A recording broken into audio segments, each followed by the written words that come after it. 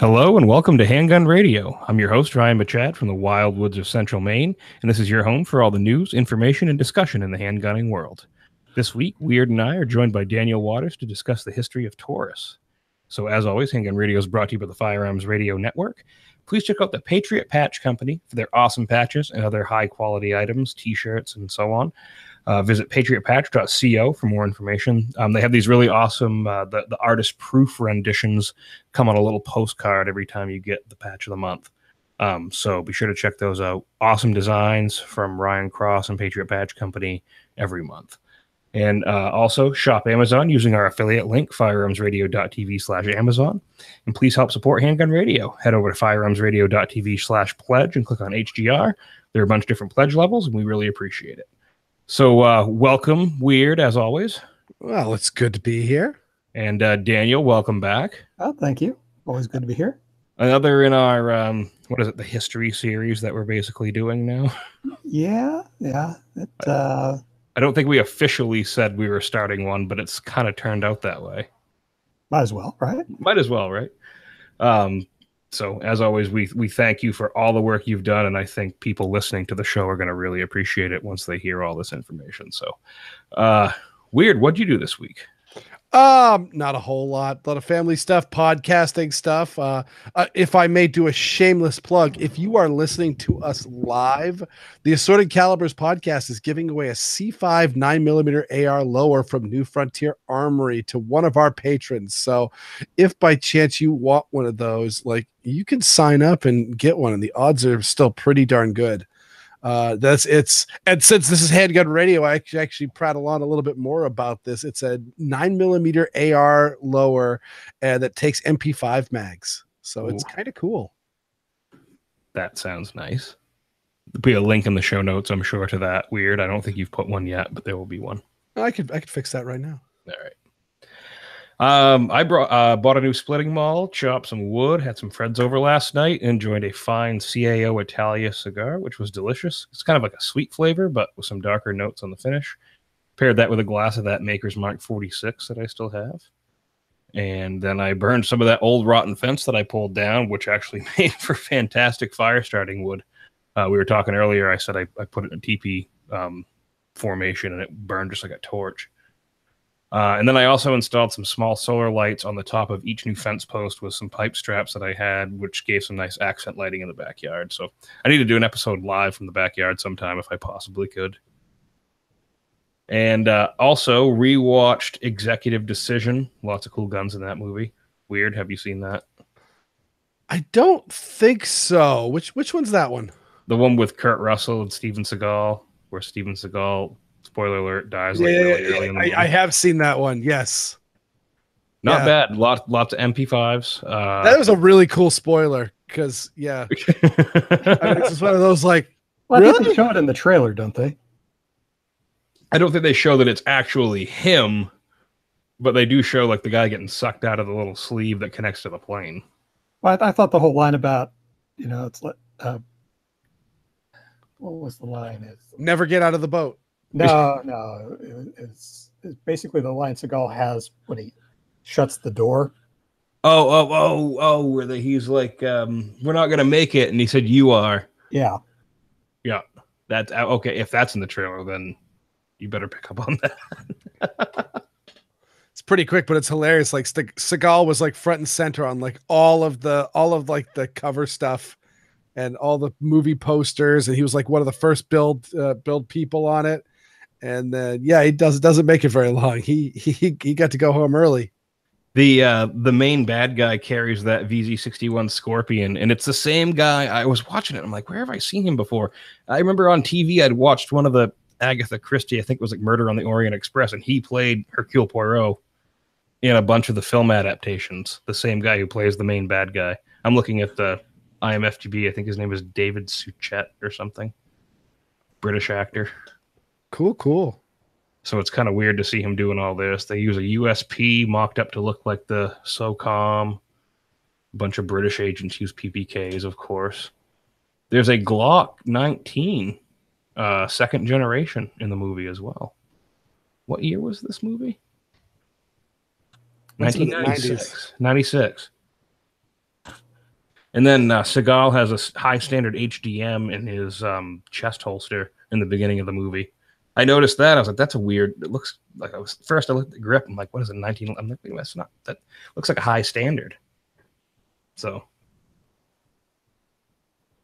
would they still be using the suppressed high standards, Daniel, that late? Evidently, some people, they still had them around in inventory. Huh. They're not really just going to go away. I mean, they work. Yeah. I think basically some companies have made it a business to upgrade the cans with like modern baffles and such. It's just interesting to think who on the like armorer staff on the movie thought to say, hey, let's put a high standard HGM 22 in this special forces guy's chest holster. It's such a small detail for someone to actually like do. So I'm just kind of curious as to maybe. Well, I guess you'd have to go to IMDb and see who the technical advisor was. But yeah, it's an interesting little tidbit when you're looking at the movie. But yeah, so that was enjoyable. Daniel, what did you do? Had to put my car down. 20 Midwestern winters, and you try to keep her washed up as much as you can, but there are places where you're not going to get that road brine out. And I did noticed a leak in my brake line. And so, of course, you need to get that into the shop before it fails. And the guy calls me up and said, I got some bad news for you. It's like we tried to put it up on the scissor lift and your frame started to collapse. It's like, oh crap. It's like, yeah, we could fix it, but it's going to be a money sink from here on out because you're going to have to replace the brake lines. The fuel lines are rusting out. The rear suspension is rusting out. You hit a good pothole. This whole thing's going to break apart.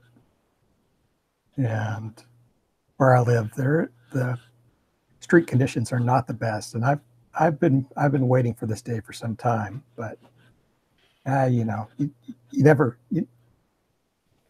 want to delay it as long as you can. Mm-hmm. I had the same thing happen to a car before the car that I have now. It was a Acura TL. Loved that thing. Had it all through college, and probably would have ran another 50,000 miles. But the fuel lines, brake lines, a bunch of stuff underneath it rusted out. It was like probably 12 years old at the time, and it was going to cost like $1,000 more than the car was worth. So it was just like, all right, well, we're not going to sink the money into that and then have something else like drop out. Yeah. The next thing that probably would have gone would have been the transmission. So it's tough because we were talking about it too. Up here in Maine, I was like, oh yeah, well, did you have like a yearly inspection? No, actually, not in a lot of states, which was surprising to me. I remember hearing about it, but I didn't think it was that many. Yeah, most states don't do vehicle inspections. We have to get ours done every year. Or have intermittent vehicle inspections. Like I'm actually looking at the Wikipedia page. I put it up in the show notes. And a lot of states, well, there's a bunch of states that just don't bother. Like, Florida's one of them. And if you've driven much around Florida, it's pretty obvious. There's some serious rattle traps running down the road in Florida. Quote, Florida car. Yeah, exactly. But the whole like Northeast is like full of, their list here is periodic safety inspections. That's annual. I don't know anybody who doesn't do annual.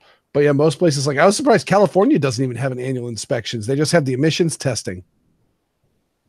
That's crazy. I mean, every year here, and that's like the number one reason for anybody to get pulled over because the stickers are very prominent. Yep, I just got my sticker the other day, and my daughter was so excited about it. And I got pulled over a couple of years ago because I'd completely forgotten to put a sticker on the car. But then again, I've known people who have had like a sticker that's been out for almost 2 years and they never got pulled over, and I've watched them go by cops. It blows my mind. Hilariously, I used to be religious about getting my sticker done. Like it was always I was always right on top of it. It was never a problem. And then my daughter was born and my brain started leaking. And then the like when she was 1 year old, I got pulled over. It's actually the only time I've ever been pulled over while armed. And the cop was just like, I did these standard. I mean, it became standard of the, once you start concealed carrying, you start hearing people say, all right, what you do is put the window down, put on the dome light. If it's dark out, hands at 10 and 2. And before you do anything, you tell them what you're going to do and ask them if it's okay for you to do it. And I've realized that it doesn't matter if you're armed or not, just do that. Like cops are like, oh, I'm feeling much more at ease. You know what? You're making my job easier. If we could get away with a warning, we're going to get away with a warning. But yeah, so I, showed up and hands at 10 and 2 with my registration, out on the center console. And and he's just like, yep, get it inspected. Oh yeah, I will. And then the next time I got it inspected, the guy went, wow, this is a year old. Like it was completely a year past, like 1 full year. I looked over and went, oh, that inspection sticker's due. No, that inspection sticker was due 12 months ago. My God. So what's your drink segment this week? I am a little bit less than fancy. I was swing by New Hampshire, and my daughter actually talked me into this. This is her to blame. Daddy, to be fair, she was saying, Daddy, buy this one, Daddy, buy that one to everything, like specifically like brightly colored swill. And I'm like, no, I'm not going to buy the swirly, like glittery liqueur. Ugh, I don't even know what the hell it is, but it's pastel. I'm not touching it. It doesn't even tell you what it tastes like. But yeah, this is Old Overholt Rye, and it was there. I believe it's 90 proof. I was gonna go look for it, but you started calling me early. I was like, oh, I'm gonna go pour myself a glass and get that. And then all my tablets start ringing because Ryan's like, you ready at 8:30? Cool. I'm gonna call you at 8:20. But yeah, I was trying to be prompt. Yeah. And look what that got you. So it's good. I don't know if it will necessarily displace the Bullet Rye. Bullet Rye is my like go-to rye, but this stuff is pretty darn tasty. And so I highly recommend it. I like ryes. Ryes are becoming like the new like fashionable drink to go for. Like I mentioned, like back before, we were born, like, pre-World War II, it was always, everyone was always drinking brandy. It was always the different types of brandy. And the cigars and the brandy came out. You hear that all the time in like old books. And then, go to the, retire to the smoking room to have brandy. Then throughout all my childhood, it was all the sophisticated guys drank scotch. And then not too long ago, it was bourbon. Bourbon became the in thing to drink, and now recently, I think there's a lot more rye out there. And I won't lie, it's not wrong. Rye is pretty good stuff. I also meant to share with you a listener email. I don't have his permission yet, so I'll just call him Al. But he said 2 thumbs up on the Small Cannons episode. Weird is an enabler. I agree with that. Being a big car fan myself, it wasn't so hard to place an order for a brand new PM45 for only $35 more than the CM45 at Classic Firearms. Nice. An unbelievable $372. Wow. Keep up the good work. Looking forward to the next episode. I told him, I said, oh, we're doing History of Taurus next week, so hold on to your shorts.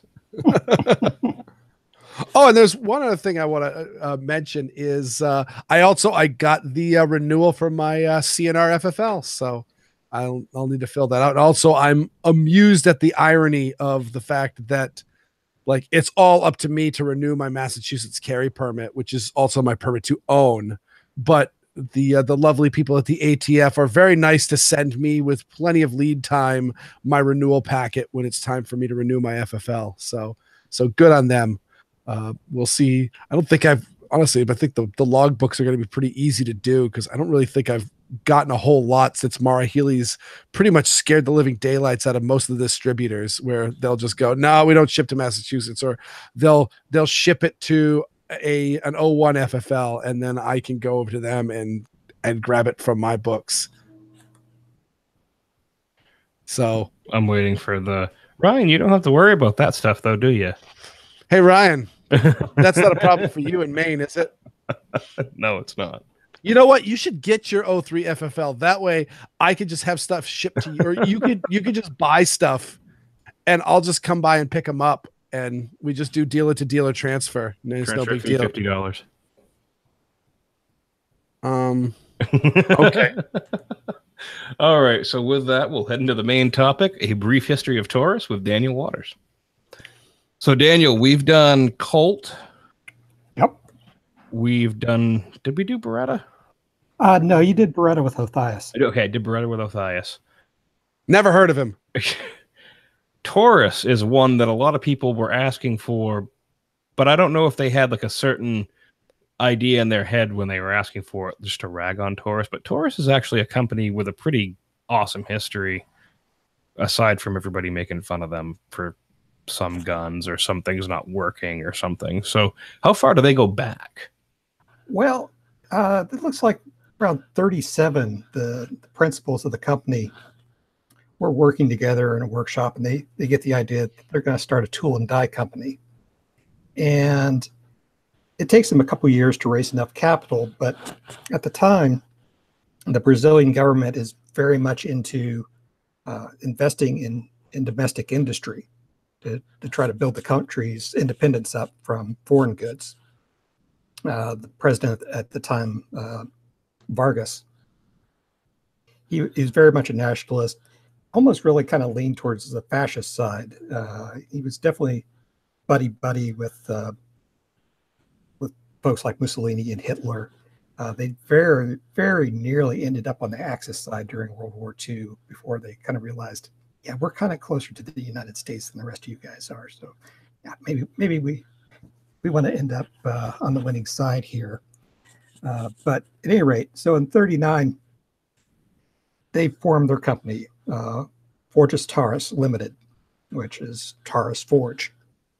And so originally they had the idea, we'll order our machinery from Germany. Well, of course, 39, that's not really a good year to be trying to order anything from Germany. And so once the war kicked off, all those orders were canceled. You know, all that was going to go towards the German war industry.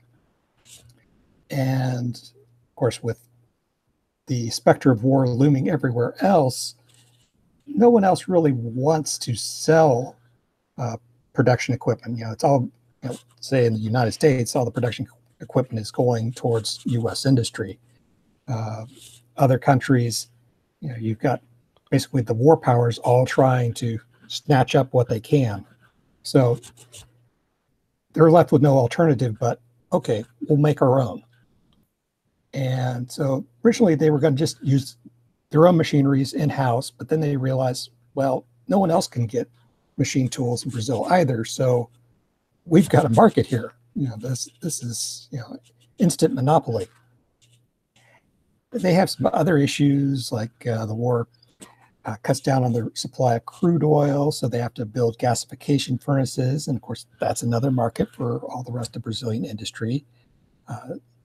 Steel became scarce, so they bumped up their capabilities to recycle scrap metal. And so that was their first couple of years in business. Around 41, they get the idea of, well, you know, there's going to be a market for guns too. So let's make a revolver. And according to most sources, the original revolver in 41 was called the Model 38101 SO. Now, from what I can see from the model number, that's almost a SKU as opposed to, you know, a stocking number as opposed to, you know, a legitimate model.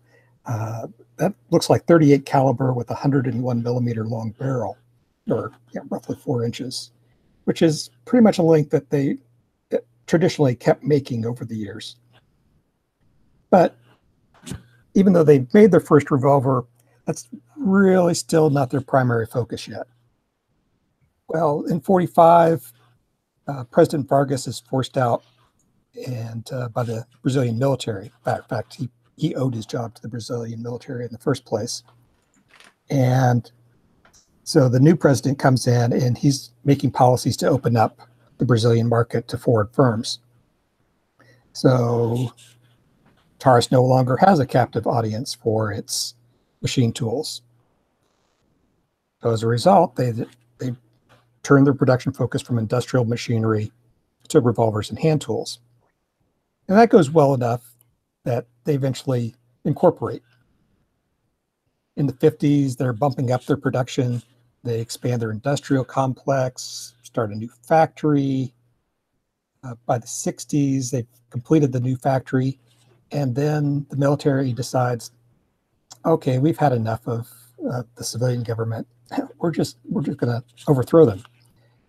In the past, they pretty much forced everybody that was forced out was pretty much forced out by the military to begin with. But at least in this case, from 64 till about 1985, the civilian government effectively didn't exist as far as a democratic government. The military was calling the shots.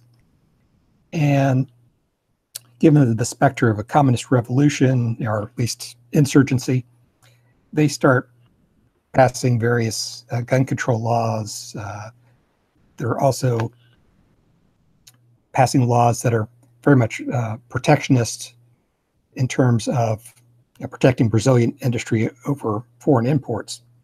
Now, the Brazilian military had already been given permission back in the mid-30s, around 34 or so, to supervise small arms and other arms production within Brazil. But the regulation passed in 65, which is generally known as R105, basically said that all small arms and ammunition imports had to be approved by the military Ministry of the Army. And of course, procurement preferences for the Army and civilian agencies was to be given to domestic arms manufacturers wherever possible. More importantly, if a foreign manufacturer wanted to open a factory within Brazil, the military was supposed to consider the impact on domestic firms in the same industry and to lay the groundwork for those foreign companies to completely nationalize their production. They weren't supposed to just ship parts over to Brazil and assemble guns. They were going to need to make the entire gun within the country, employ the Brazilian workers. Moreover, the military gained, as I said, they gained control over civilian firearms and ammunition as well, including their distribution and ownership. So controls were set on the number of firearms you could own, along with their caliber. You couldn't own anything that was considered military caliber. And for a long time, it's basically the largest caliber you could own in a revolver was 38 Special, and a semi-auto pistol was 32 ACP. Like a carbine, you could own 4440. You couldn't own anything in 9mm or 45. You couldn't anything more powerful than 38, like a 357 Magnum. That's completely out. So again, that basically determined what folks like Taurus would make. Well, around 67, Taurus is looking at trying to find a market outside of Brazil for their guns, because again, their market within Brazil just contracted dramatically because of the gun laws that have been passed. And so they get together with Firearms International Corporation. Now, most sources, even Taurus themselves, say that they didn't really begin exporting to the U.S. until 68. But if you look at the 68 Gun Digest, which incidentally, I keep harping on this, Gun Digest, the cover date is actually a year ahead of when it was published. So Gun Digest 68 was published in 67. So you always have to subtract a year, whatever you see within the publication. And so the Gun Digest 68 basically says, yeah, Firearms International is partnered with Taurus to start bringing in the revolvers. And this goes on for a couple of years until the founder of Firearms International sells his company to the Garcia Corporation. It was another U.S. importer at the time. And so they take over for about a year. Both the companies were actually not only importing Taurus, they were importing Rossi as well. One way you could tell the really, really early Rossi, or not Rossi, but Taurus revolvers is the fact that there's a firing pin on the hammer. It looks like almost a two-piece barrel where the outer portion of the barrel is sleeved onto what's actually threaded into the frame. And it's super obvious, even more so than what people kick Smith & Wesson for these days. Another thing, which seemed to be a Brazilian fetish, nearly all the Brazilian revolver manufacturers were doing this. They were serrating the cylinder flutes. I mean, it's a neat cosmetic feature, but yeah, that adds up. Well, and I saw that with that Rossi Princess, that Model 13, and I always thought that was strange as well. But so basically, up until 68, you really don't see any Taurus revolvers on the U.S. market whatsoever. Pretty much. I mean, unless somebody went down to Brazil and bought it, and brought it back to the U.S. or brought it into another country, and then it came to the U.S. So, yeah. So I think, you're because we're basically, I think, dispelling one thing that a lot of people think about, and they say, like, a lot of people think that Taurus is a relatively modern company, but they go back quite a ways, like you're talking about here. Right, and there's very little published in English about Taurus. I mean, I don't think most gun magazines at the time really didn't take the average foreign manufacturer seriously. I think most people just thought it was a Smith & Wesson clone, and it's like, well, it looks like a Smith & Wesson, and it's just a knockoff. And, it's obviously not the quality of a U.S. manufactured revolver. Gun Digest until like the early 70s they were very segregated in their catalog section. It's like U.S. production guns, foreign production guns. I was surprised to hear you say that Bangor Punta bought a majority share in Forjas Taurus, because I wasn't aware of that. I knew they had bought Smith & Wesson at one time. Right. But I didn't know they did Taurus. Yeah, they bought Smith & Wesson in 1965, about a year after Bangor Punta was formed as a holding company. And that's kind of surprising in itself that the Brazilian government allowed Taurus to do that, unless, of course, they thought that it was going to improve Taurus. Now, the thing is, Smith & Wesson did not own Taurus. And Taurus didn't take over Smith & Wesson built factory because there wasn't one in Brazil. And frankly, again, Taurus revolvers already looked like Smith & Wesson revolvers even before Bangor Punta bought a majority interest in them. But again, Taurus was already doing things differently at that time. They were using a coil mainspring. What looks like a strain screw in the front strap of early Taurus revolvers is actually, there's a sort of a V arm or sort of a dog leg piece that's hinged at the knee joint. And that's the base for the mainspring. And so the strain string basically alters the angle of that piece, either compressing or releasing tension on the mainspring, which, of course, that's not something Smith & Wesson ever did. They only used coil mainsprings on their J-frames. Another major internal difference was the new hammer block safety that was developed in 1967.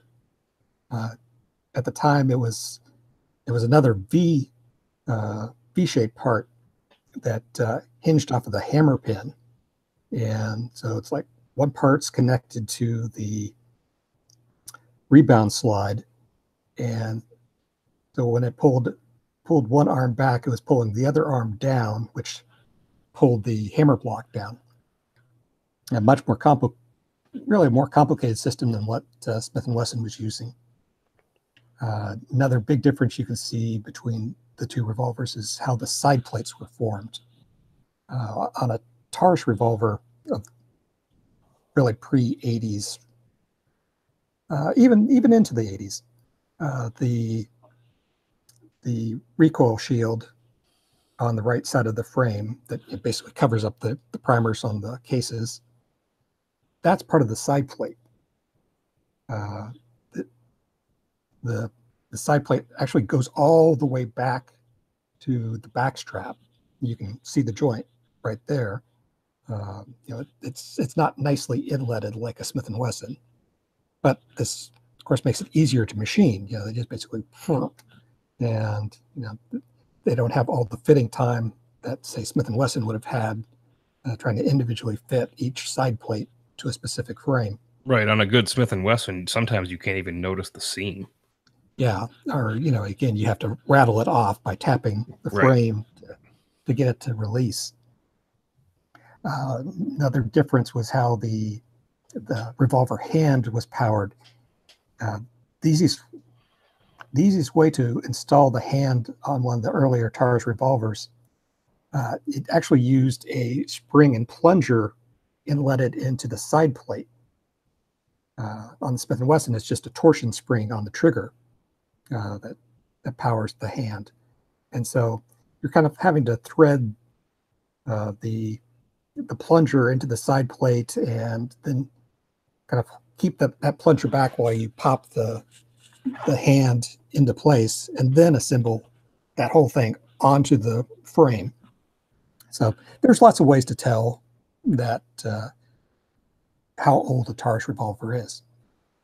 Well, Garcia Corporation doesn't keep importing Taurus for very long, and so they switch over to International Distributors Incorporated, who's their primary distributor until Taurus International gets put up in 1983. Now, a really interesting thing also comes up in 71. Beretta opens a factory in Sao Paulo, and their first product at that factory is a series of revolvers that they're making for commercial sale in Italy. Sometimes it's called the PR-71. Other times they're referred to as individual names depending on the caliber. There's the 22 Velux, the 32 Smith & Wesson Long Odyx, I'm probably mispronouncing that, and the 38 Special 10X.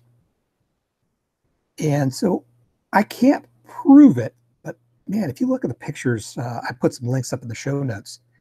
That PR-71 looks a lot like a Taurus of the same vintage. And given the legal requirements to favor domestic arms manufacturers, I'm guessing that Beretta was already working on some of their future potential contract competitions, like the PM-12, and perhaps they even thought they were going to sell some AR-70 rifles. But they needed a way into the Brazilian market if they wanted to sell to the Brazilians. I do like that little Taurus that looks like a Model 10, but it's in 22. Yeah, isn't that cute? That thing looks great. Yeah, I think the Smith & Wesson equivalent would have been the Model 45. Okay. I want one. Yeah, that's the 22 military police. But at any rate. Sorry. No, quite all right. So, yeah, Beretta doesn't really win any contracts until like around 72 or so for the PM-12, and the Model 92 gets adopted in Brazil around 75. So is this 92? Is this because I always assumed that because they did look so much like Smith & Wesson clones that Taurus was just copying Smith & Wesson designs or some other designs. Was there is the Taurus 92, was that a Beretta clone? Yeah, and we're going to get to that. I mean, okay. Literally that was produced on the Beretta machinery. Okay. It's basically it's a first generation Beretta 92 is what they started with.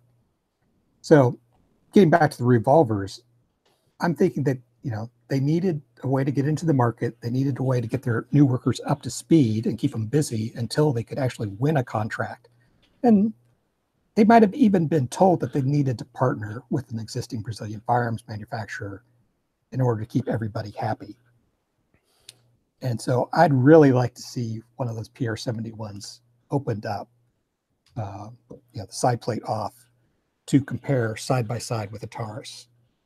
I'm really, really certain that those Berettas are in fact Tauruses. And again, check the show notes. There's some links where you can compare back and forth.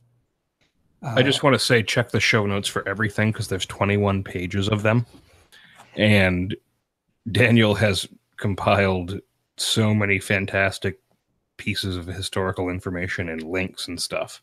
So definitely go check these out when they post. Yeah, I was already joking that this was turning into the standard catalog of Taurus. There's definitely a bunch of stuff in here that never made it to the U.S. market that you're probably going to hear about for the first time tonight. Well, most of the documentation on the international distributors' importation of Taurus, in the early years, they didn't even really bother to list model numbers. But that changed in '74. You had a pair of adjustable sight small frame revolvers, the 32 model 74, which is, again, basically sort of a J frame equivalent. There was a model 94 and 22. They also brought in a adjustable sight medium frame revolver, an equivalent of the K22, which Taurus was calling the Model 96. Matter of fact, I think they still make a Model 96, or at least they did for a very long time. They had a bunch of medium frame revolvers in 38 Special. The fixed sight Model 80 and Model 82. And the difference between those two is Model 80 is a skinny barrel, basically a tapered barrel. And the Model 82 has a thick profile barrel. Again, equivalent to, say, a Smith & Wesson Model 10. You could get them in a thick barrel or a skinny pencil barrel. There was also a pair of adjustable sight 38s, the Model 84 Sport, which is essentially equivalent of a Smith & Wesson Model 15 with the skinny barrel, and the Model 86 Target Master, which was the equivalent of the K38, the Model 14 Smith & Wesson. There was, in other markets, Taurus had fixed sight versions of the 74 and 94, which they named the Model 71 and Model 93 respectively. And I'm guessing, given their size and the lack of adjustable sights, there was no way that they were going to be able to import these directly to the U.S. given the import system, import point system installed after the Gun Control Act of 1968. And this plays into a lot of models that you'll later see produced in the U.S. for Taurus. Now, in '77, some Taurus employees get together and they start a holding company called Polymetal. And they end up taking out some loans, and they end up buying out Bangor Punta's entire stake in Taurus, making it 100% Brazilian owned again.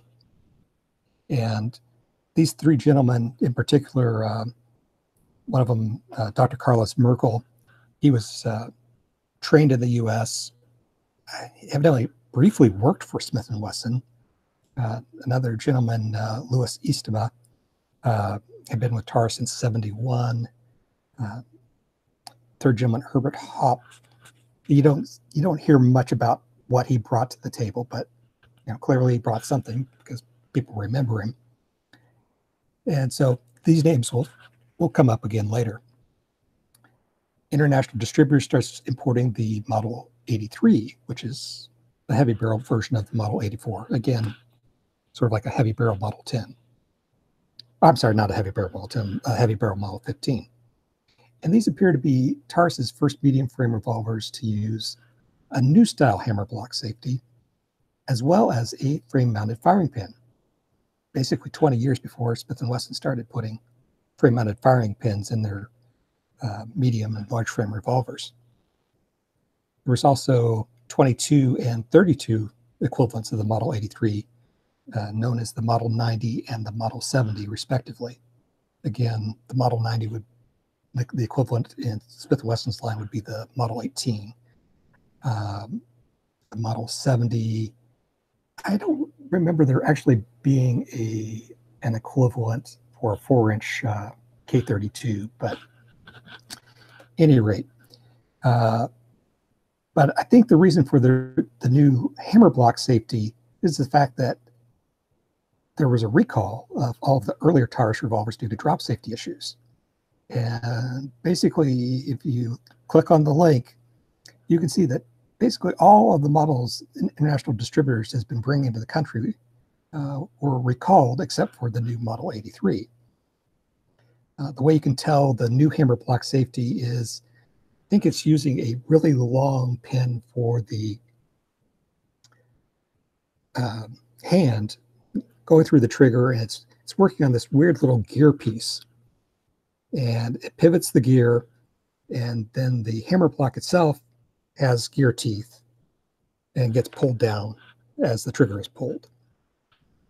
And the way you could tell the early frame-mounted firing pin guns is they actually drilled all the way through the frame. There's a little tiny pinhole for the firing pin retaining pin. Around this time, also, the cylinder flute serrations are dropped in favor of smooth flutes. Well, in 78, international distributors starts bringing in 357 Magnum revolvers, the fixed sight Model 65, which was the equivalent of the Model 13, and the adjustable sight Model 66, which is essentially a Model 19 clone. Well, not really a clone, but it looks like it. Well, 1980 is the year where things start getting really interesting for Taurus.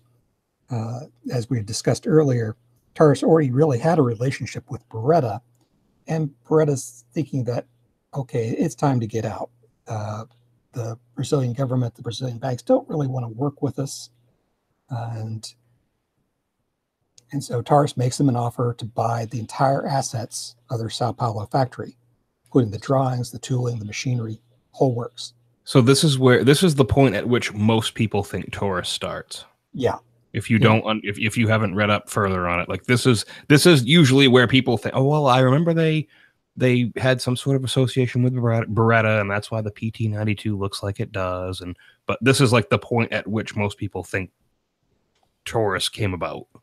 Yeah, basically it leads to the PT-92, which is a direct copy of the first generation Berettas. Still has the frame-mounted thumb safety. Still has the magazine release at the heel of the butt.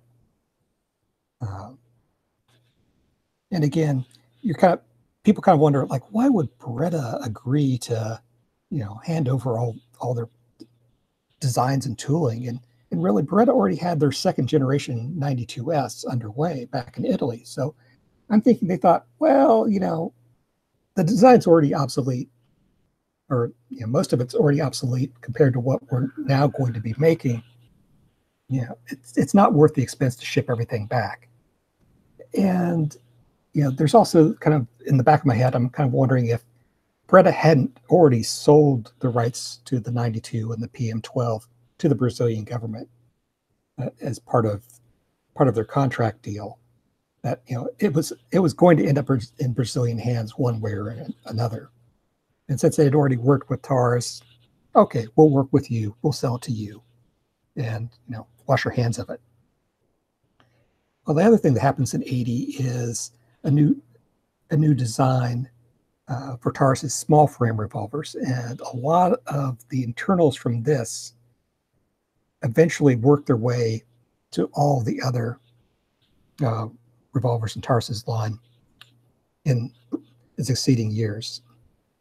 It's Taurus's first design to use a transfer bar safety for the hammer. It dispenses with the Smith & Wesson style rebound slide for just a simple push rod. And the cylinder is now retained on the yoke by collet bushing. And the bushing basically snaps over the yoke barrel, and it can't snap out of the yoke until you remove the extractor. So essentially, this allows Taurus to completely eliminate the cylinder lug on the side of their small frame revolvers at the time. If you look at a Smith & Wesson, there's that little lug on the left-hand side of the frame, just underneath the recoil shield. And that keeps the cylinder from falling off the yoke when you open the cylinder up. Another thing, the frame redesign, repositions the cylinder stop spring. Instead of coming through the root of the trigger guard, like on the old Smith & Wesson style 5-screw models, they actually put a spring-loaded plunger in the end of the yoke stem. And I've got links to the patents in the show notes.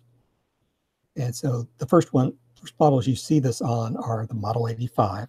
Again, they're sort of Model 36 equivalent, and the Model 37 and 32 Smith & Wesson, which is essentially a heavy barrel version of their earlier Model 71 that never made it to the U.S. market.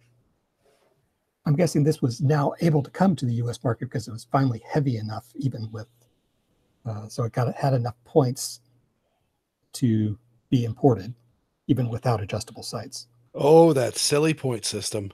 Yeah. Well, of course, the classic point system story is not the Beretta, but the Walther PPK. The Walther PPK was just like a fraction of an inch too short in overall height. And so that's why Inner Arms had Walther create the PPK-S. Basically, they put the PPK top end on a PP frame. And that made it just tall enough that they could start importing them. So that's one of the little stories. And so 81, international distributors finally starts bringing the PT92 onto the U.S. market. And Taurus gets the idea, okay, we need to have feet on the ground in the U.S. so we can start making some of the guns that we can't import. And so the corporation papers are filed for Taurus International Manufacturing. In 82, the PT99 comes in, and that's the adjustable sight variant of the PT92.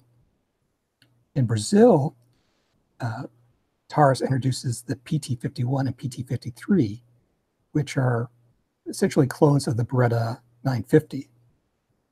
The 51 is the 25, and the 53 is the 22 short. Again, far too small for direct U.S. importation. Another wacky thing that they did for the Brazilian market was full-size 32 ACP pistols based on the 92 and 99. Everyone wants a really huge 32, but of course that was the largest legal caliber for self-defense in Brazil at the time. So again, you rarely ever see these. Is it weird that I kind of want a 32 auto PT92? Yeah, and these are called the PT57.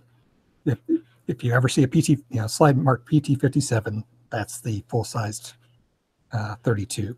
What was the capacity on that? I'm not sure. It was probably pretty large. Cool. I don't know. I mean, it's not going to move when you shoot it. Yeah. But Ryan, why not just go a step further and just have it chambered at 3220? I would love that. That'd be awesome. Tokarev in 3220. Ooh. What if you could do that? Yeah, you could do it. I mean, it would take some... Daniel, do it. Yeah, it takes some cutting, some some soldering or some welding. Yeah, put a lot of time and effort into a dead end fucking gun design. Oh, thank you, Weird. No, sorry. I get carried away. Oh yeah, Daniel. Out of all the three of us, Daniel probably has the best chance of making that thing work. But anyway, yeah, but no one's gonna buy it except for like us, just out of curiosity. So you can actually probably do that on a Cunningham, but at any rate. In 82 is the same year that Taurus conducts its first IPO, initial public offering. And they end up getting listed on the Sao Paulo Stock Exchange, which is Bovespa. And 83, they start introducing changes in the medium frame revolvers. And so there's changes in the extractor, a bunch of internal parts.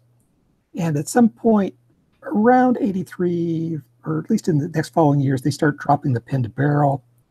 And they also implement an integral frame seat for the mainspring cap, replacing the adjustable pivoting arm. Now, oddly enough, for the target models like the 86, 76, 96, they had a special mainspring cap that was kind of sort of adjustable that worked with the integral frame seat. Well, 83 is also important because that's the year that Taurus International Manufacturing takes over importation for the North American market. Dr. Mergel is officially the president CEO, but Bruce Sylvain, who's the executive vice president COO, is really handling day-to-day operations. And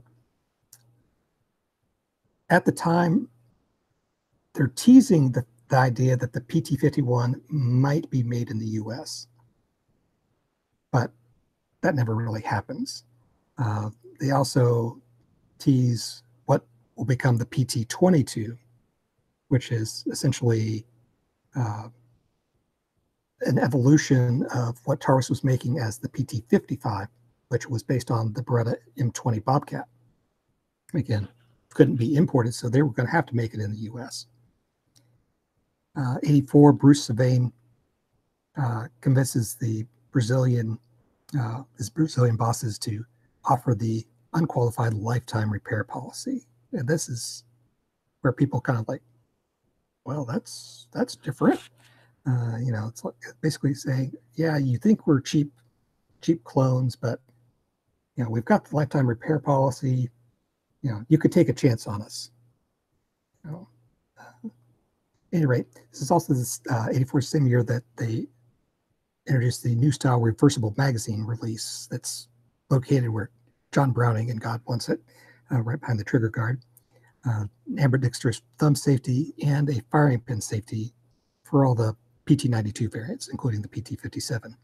A little off topic, Daniel, but do you know why Beretta had that weird pseudo heel mag release? Like, I've never understood it. It's not a true heel release where it's at the bottom, but it's like a button release. It's like an American style mag release in the spirit of a heel mag release.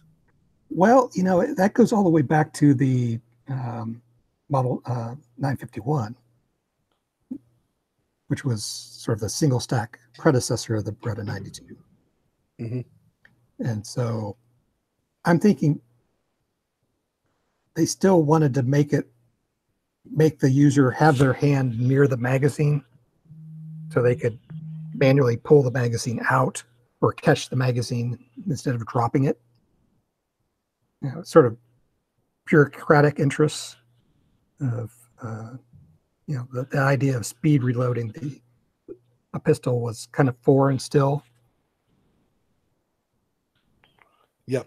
But this is the reason why Taurus and Beretta magazines don't always play well together, because they designed their magazine releases separately around this point, when they relocated them.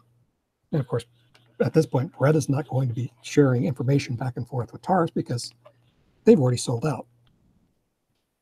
87, Taurus introduces a compact version of the PT-57. Again, because that's the largest caliber legal in Brazil, but that changes at the end of the year. And the Army changed the ordinance to allow the minimum semi-auto caliber to be 380 ACP. Now, this is probably a time to kind of go off into the weeds on Brazilian law. There's kind of like two standards, one standard for self-defense guns and another standard for, say, competition and hunting.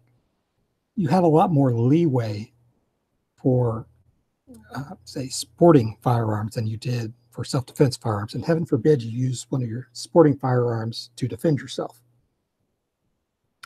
But at any rate, that's something for another show. Maybe not our show, but for someone else to look into. Well, with that, Taurus comes up with a 380 version, which we know in the US as the PT-58. They also make a full-size version as the PT-59. Again, a full 92 equivalent, but just in 380 ACP. On the revolver side, they introduce a heavy underlug barrel revolver, kind of like an LFrame barrel, with the model 669. And again, this is where you start seeing Taurus more paying attention to what the US manufacturers are making and trying to fill gaps or at least match their U.S. competition. This brings up something that I've talked with Grant Cunningham before about this, and all throughout their history, Taurus hasn't been afraid to do things that most companies wouldn't think of doing. They had the curve like in modern times, but like, look at this full-size pistol in 380. I mean, yeah, it's a derivative of something they offered in a different country, but still, I was just looking at it. All their semi-autos at this point in time, they don't look terrible. No, they didn't. They look decently made. Like, I could see why anybody in the 80s seeing these, perhaps in their local gun store or in some sort of a magazine might think, hey, I'll try one of those out. I mean, they don't look bad. They don't look like, I mean, I like high points, but they don't look cheap like a high point or anything like that. I mean, Keltec is the primest example of a gun that just looks inexpensive. I like Keltec, but I like Keltec too, but especially the plastic that they use for their frames, it just bleeds the, you're not paying a lot for this pistol. But I mean, these Taurus guns up to this point look fantastic. I mean, and again, there are some Taurus guns I don't like the looks of, but up to this point, they all look really nice, and they're trying different things, different calibers. I mean, you're about to talk about like a 9-shot 22 long rifle model 85 type of gun. I mean, they try different things.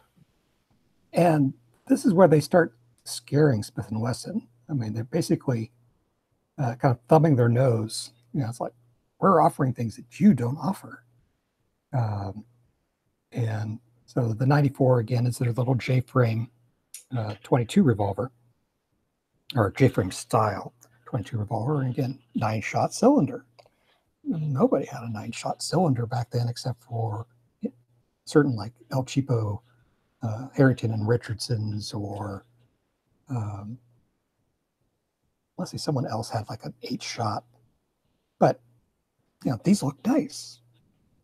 It's like, well. Well, and the thing with that 9-shot cylinder is just like with Weird's his 617, because that it's such a short throw between each trigger pull, it seems really nice. Yeah. And again, that's when Smith & Wesson starts showing interest in high capacity revolvers. I mean, the Model 1 was a 7-shot, but they've been making 6 shots and 5 shots ever since. It's almost crazy, like when you hold like an old Model 17, where it's, I believe my Model 617 is a what is that, the LFrame, okay. but the original was a K for the 17. Yeah, they're both K frames. It's just are they both K frames? Yeah, they just started using an L frame profile barrel. Okay. Yeah, it's so hard. They're so close in dimensions. It's hard to say. I mean, I know I've held my buddy's 686 Plus and my 617 right next to each other, and boy, it is hard to tell. I might not have been looking in the right places, but most of the dimensions are almost identical on those two guns, except for the bore diameter. But yeah, just when you handle like an old, my gun club actually uses it for their for qualifying. You just need to get like 6 rounds on paper with a Smith & Wesson Model 17. And these guns, it's just the amount of meat in that cylinder from just only having 6 holes on a K-frame that's 22 long rifle. I was always amazed that they never wanted to go for more. They did, actually. They eventually made a 10-shot version. Mm-hmm. Yeah, I have the 10-shot, but I'm just saying back then, it's just why did they just suddenly go, oh yeah, like we could make this in like 22 moon launch, P plus P loaded with C4. Well, again, I think they were just kind of still in the 6-shot mentality. Yeah. Yes, we make it 6 shots because that's what revolvers, they shoot 6. Yeah. Also, the target games like Bullseye, which the 17 was designed for, you never really needed more shots than even 5. So, it's like, what's the point of making a high capacity version? At any rate, so Taurus introduces a vent variation of several of their revolvers, like the 669. On the foreign market, there's a the version of the 66, known as the 67, with a vent rib barrel. They have 38 special variants, the Model 87 and Model 88. One's fixed sight, one's adjustable. And I think those were kind of aimed at the Colt Mark Vs, which were really off the market by that point. But I don't really know when Taurus introduced the skinny barrel vent rib models. Yeah, that's something you don't see in the U.S.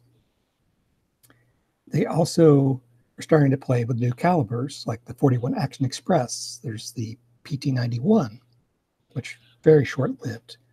They also start teasing the idea of a PT92 compact, also a 91 compact. I think this is around the same time that Taurus was playing with prototypes in 10 millimeter and 357 Magnum on the PT92, which we discussed in the Magmatic episode.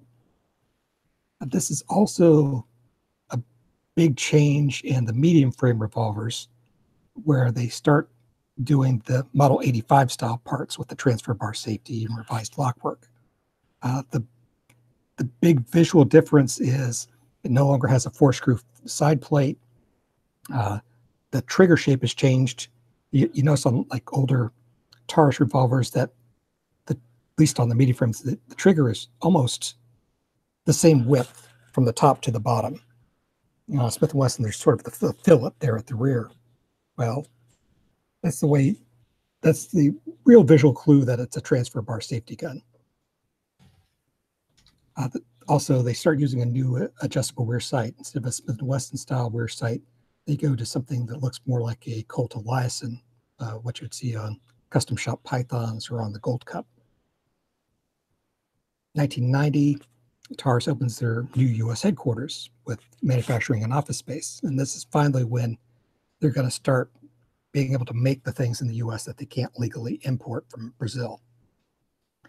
The 91 comes out very, very briefly. Taurus also teams up with Laser Aim to offer laser-mounted variants of the PT92 and the M669. And that was one of the first times you could actually buy a laser-equipped pistol or revolver off the shelf.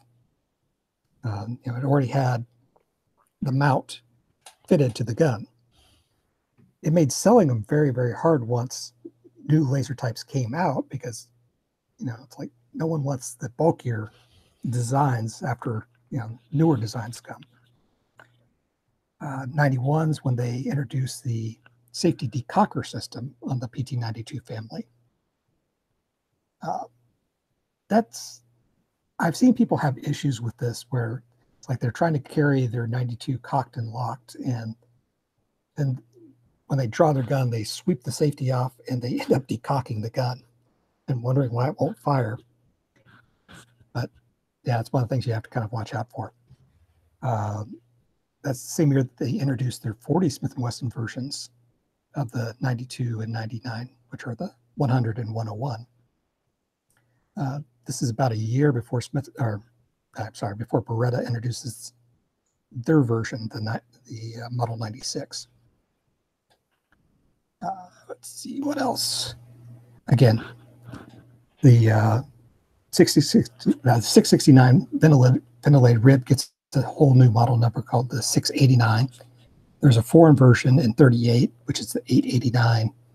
Whole new versions of their 32 Smith & Wesson revolvers are now available in 32 H&R Magnum. This includes the Model 37, 74, the medium frame 76, which I don't think was ever really available in the U.S. before this point.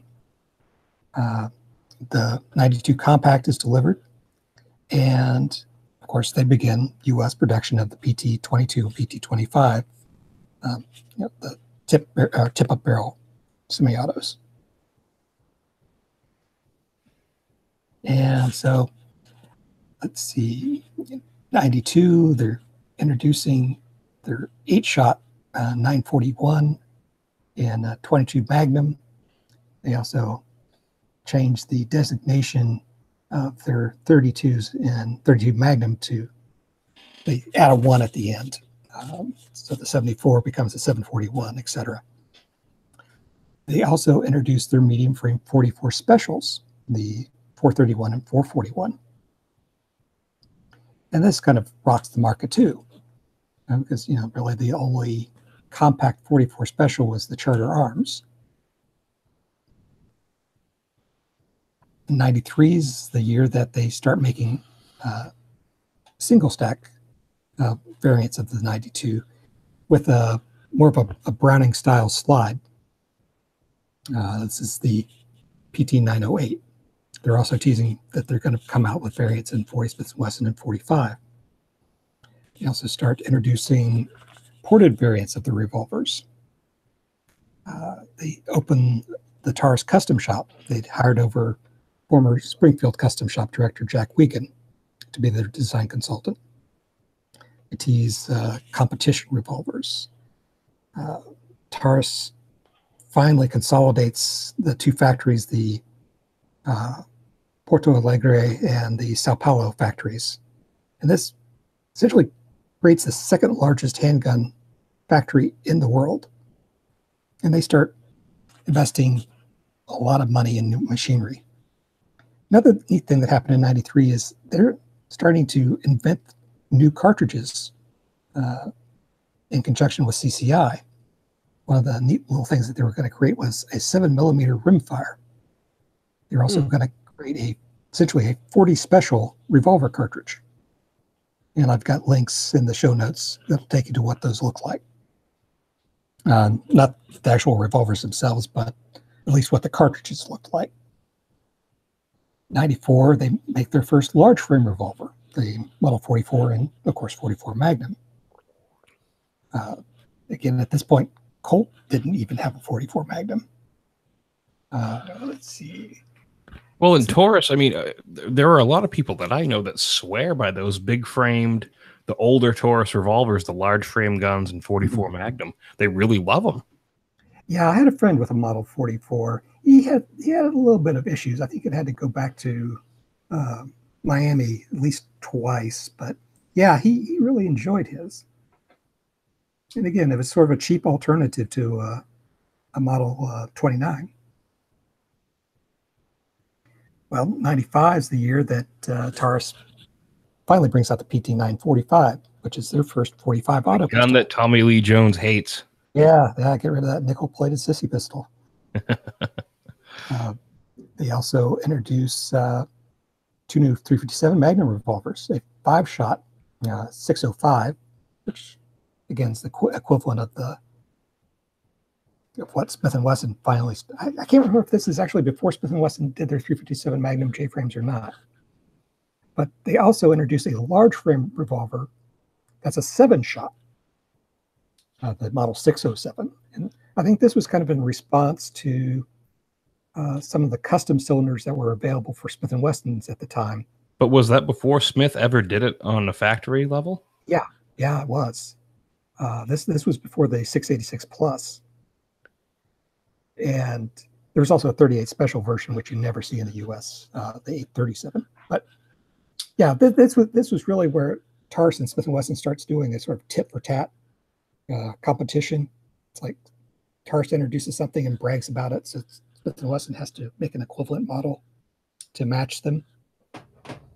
Around this time, Taurus is teasing a 22 semi-auto, and I've got patent links inside the show notes again. It's kind of a neat looking pistol, almost kind of looks like a Colt, kind of like a cross between a Ruger and a Colt Woodsman.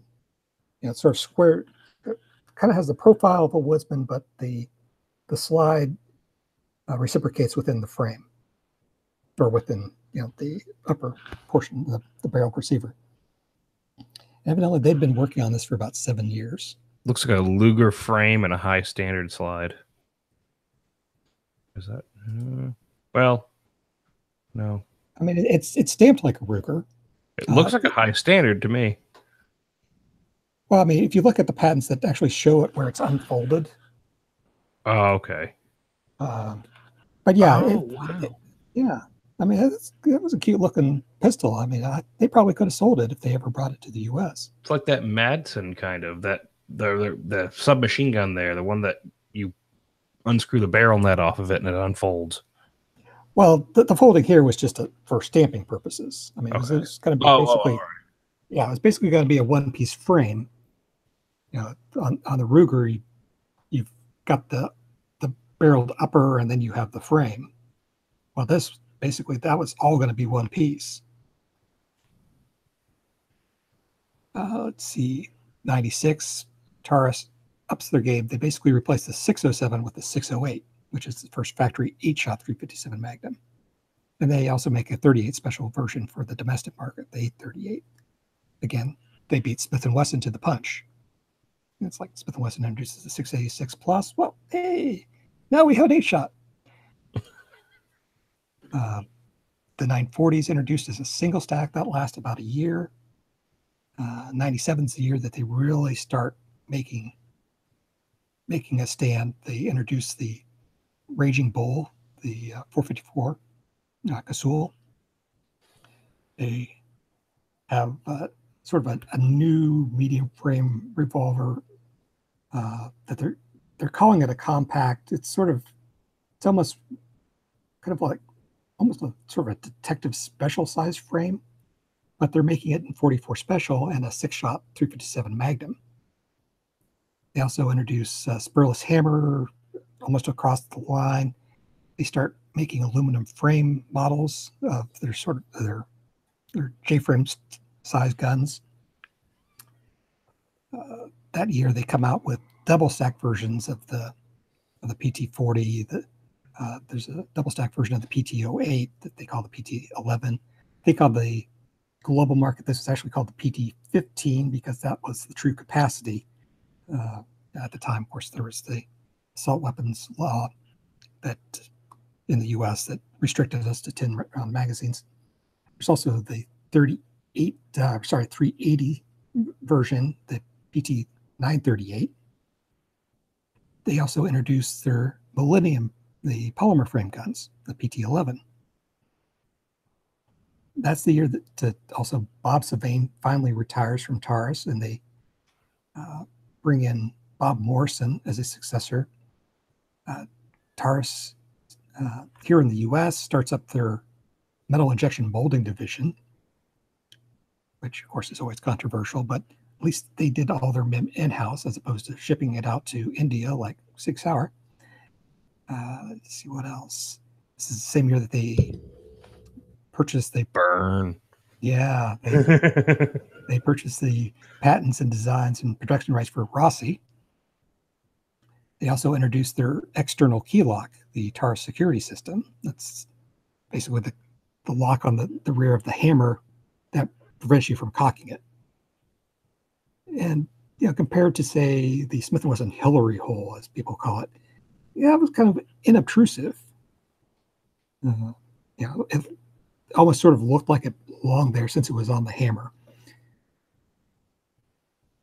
Well, and I've not heard of I've heard a lot of people talk about the Smith & Wesson internal lock breaking and locking the gun up. There were a few Pro Arms episodes, one where Denny from Sandberg Gun Ranch was talking about him locking up a gun. And I haven't really heard anything with the Taurus lock.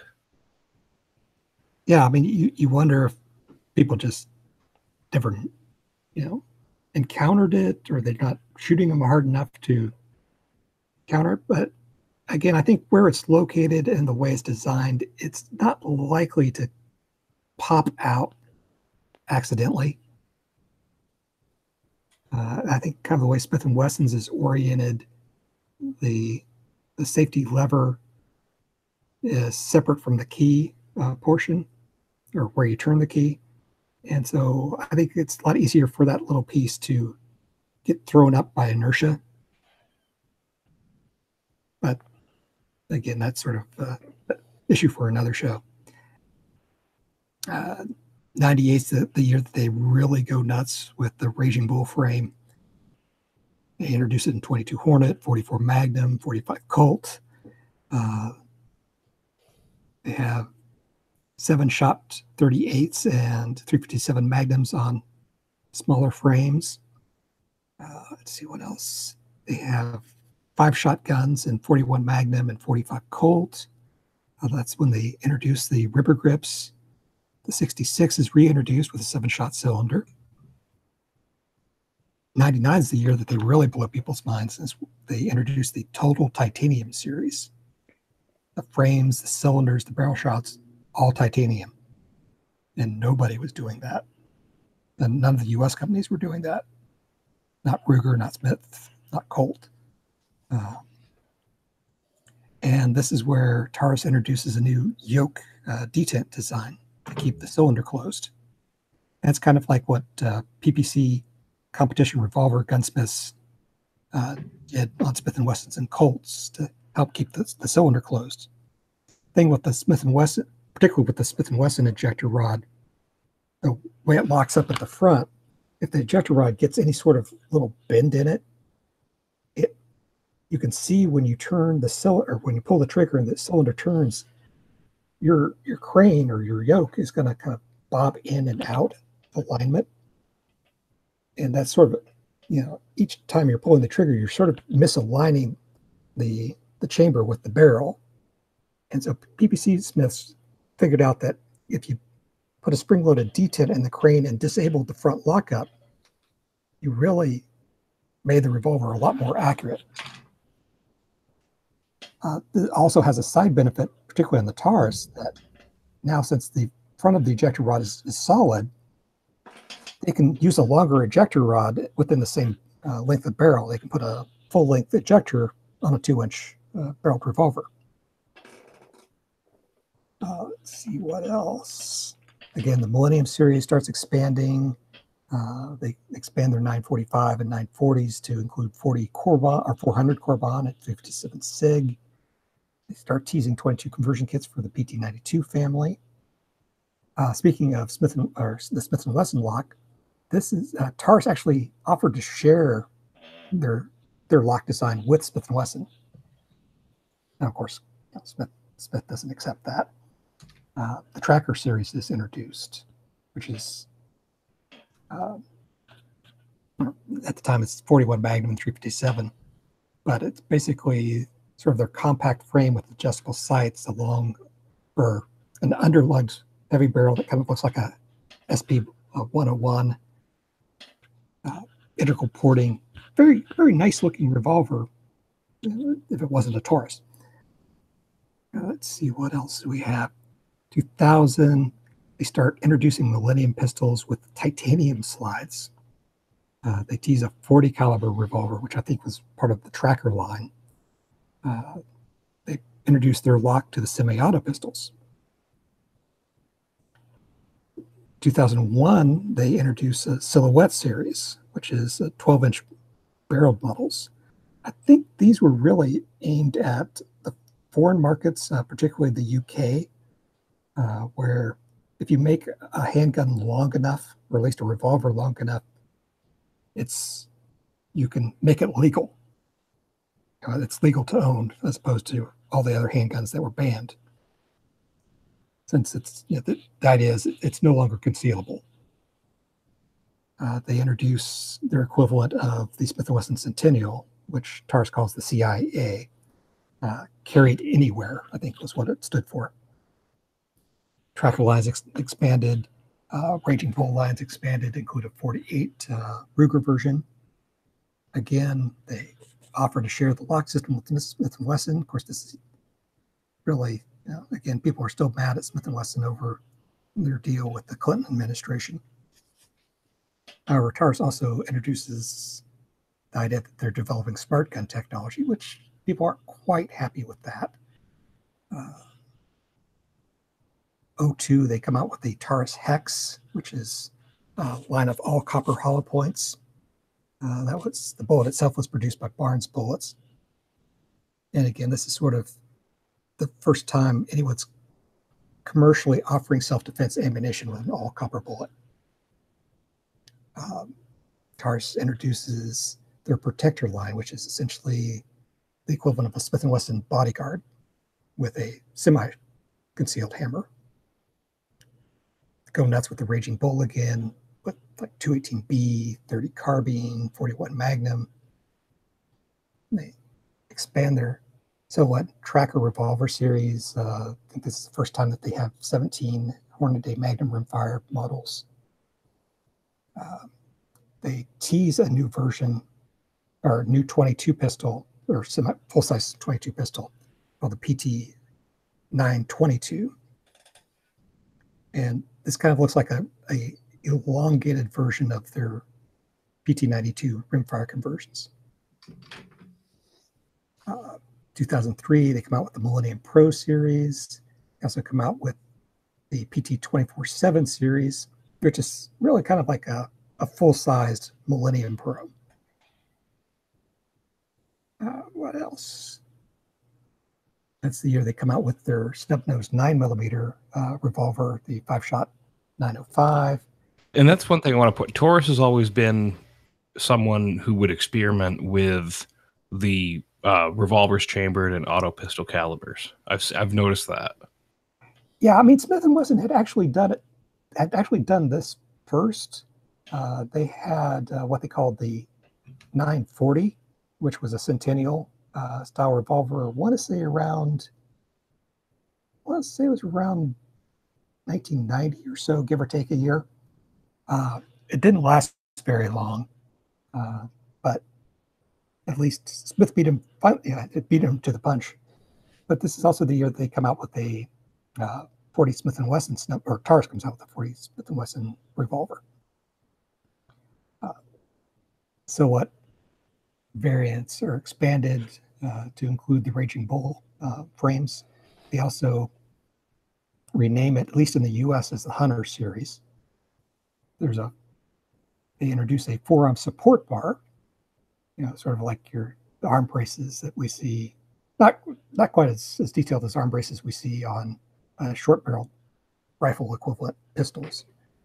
But again, I think this was really meant for the UK market, and they just offered them in the US to see if anyone was interested.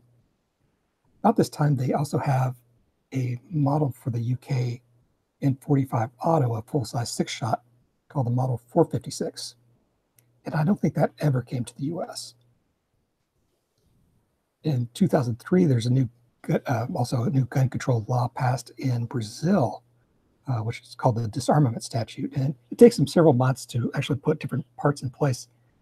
But a really important part is what was called Article 55. And some people called it the Taurus Amendment because they lobbied hard for it. And that gave the Army permission to prevent importation of foreign small arms chambered in 40 Smith & Wesson, which was becoming the new popular caliber for Brazilian police agencies.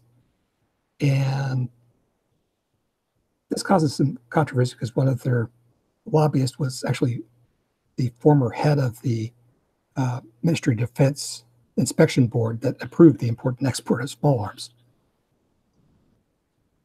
Let's see, 2004, they come out with a 38 super version of their PT 945. They're calling it the PT 38S. The 24/7 comes out in 45. They're still playing with the PT 922 in different versions. Some people were excited because they came out with a Colt single action Army lookalike, which they were calling the Gaucho for the cowboy action shooting market. They introduced a 500 Smith & Wesson Raging Bull. And again, basically their stocking numbers were just really exploding at an exponential rate at this point. Kind of hard to keep track of what all they're introducing. I'm leaving stuff out, so I'm not doing a litany of model numbers. You're going to have to go to the show notes to see it all. Kind of, again, it's really hard to keep track of, and I'm not really sure how Taurus kept track of it. There was the period in the late 80s where Smith & Wesson was accused of making a gun of the week. Just introducing everything that they could to see if someone would buy it and it would become popular. And Smith & Wesson quickly stopped doing that, but Taurus here was doing that for years. Let's see what else. 2005, they come out with long slide versions of the PT 24/7, PT 24/7 Pro. They start adding new cartridges to the Gaucho. They have the instant backup revolver series, which is, I know No Weird's has talked about this in the past, how semi-auto cartridge revolvers aren't really size efficient as far as the length of the cylinder and the length of the frame. And so Taurus was kind of trying to answer that with their new versions of the 905 and Model 17. Essentially, the equivalent in Smith & Wesson's line would have been the predecessor to the J-frame, the I-frame. This is also the year that they come out with their 410 revolver, which ironically at the time they were advertising it as being 4440 capable as well. Doesn't have a name, a name that we'll remember yet. They were just calling it the 4410 at the time. Did that Thunder 5 come out before that? Yeah, the Thunder 5 was out in the 90s. Okay. Actually, there was experimentation going back all the way to the 60s of people trying to make 410 shot shell revolvers. Matter of fact, I think I linked one from Guns Magazine from like 67. A fellow by the name of George Freed was cutting apart Colt new surfaces to create a 3-inch cylinder in respective frame. But for whatever reason, Taurus thought, we might be able to sell that. Which, of course, they really have sold a hell of a lot of those. Another neat thing they were trying was what they were going to call the Triad series, which was a multi-caliber cylinder. One cylinder was going to be able to fire both 357 Magnum, 38 Super, and 9mm. And they were teasing the idea that they were going to make a Model 85 and a 627 tracker variant of this. It's not quite a throwback to what the Medusa, but in some ways it's still kind of the same concept. But whatever caliber you have, you can kind of throw it into the one cylinder. I think this one actually depended on moon clips to work. In May of 2005, the Brazilian equivalent of the SEC concludes an investigation into shareholders at Taurus, the holding company Polymetal, and the heads of Taurus, Dr. Merkel and Mr. Estema. And they were basically accused of siphoning money off of Taurus to Polymetal without providing any service in return.